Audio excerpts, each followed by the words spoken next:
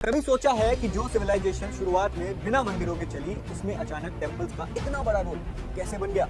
Historically देखा जाए तो टेम्पल्स का इंस्टीट्यूशनल डेवलपमेंट गुप्ता पीरियड यानी 4th सेंचुरी से 6th सेंचुरी के बीच में होने लगा। इस टाइम तक भारत में एक कंसोलिडेटेड पॉलिटिकल सिस्टम बन चुका था और हिंदुइज्म में एक मोर ऑर्गेनाइज्ड फॉर्म ले रहा था। फेमस हिस्टोरियन डीडी कौशाम्बी कहते हैं कि गुप्ता पीरियड में टेम्पल्स का विकास पॉलिटिकल और इकोनॉमिक रीजंस की वजह से हुआ। रूलर्स ने लैंड ग्रांट्स और डोनेशंस के थ्रू ब्राह्मण्स और टेम्पल इंस्टीट्यूशन को एम्पावर किया, जिससे एक हायरार्किकल और स्टेबल सोशल स्ट्रक्चर डेवलप हुआ। टेम्पल सिर्फ रिलीजियस साइट नहीं थे, वो लैंड ओनरशिप, टैक्स कलेक्शन और सोशल कंट्रोल के सेंटर बन गए थे।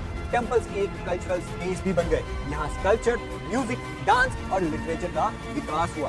ये एक सिविलाइजेशनल आइडेंटिटी का एक्सप्रेशन बन गया और इसी कल्चर और इंटेलेक्चुअल एक्सप्लोजन के कारण गुप्ता पीरियड को आज हम गोल्डन एज ऑफ इंडिया कहते हैं। स्वामी विवेकानंद जी ने कहा था कि temple is not where God lives, it is where man realizes that God exist. यानी टेम्पल का असली पर्पस इनर रियलाइजेशन है, न कि बाहरी चकाचौंध। अब आप बताइए, टेम्पल्स का असली रोल क्या था? पावर का टूल या आत्मबोध का पाठ? और हाँ, क्या आपने कभी सोचा है कि गुप्ता पीरियड को गोल्डन एज ऑफ इंडिया क्यों कहते हैं? कमेंट सेक्शन में अपनी प्रतिक्रिया जरूर दीजिएगा।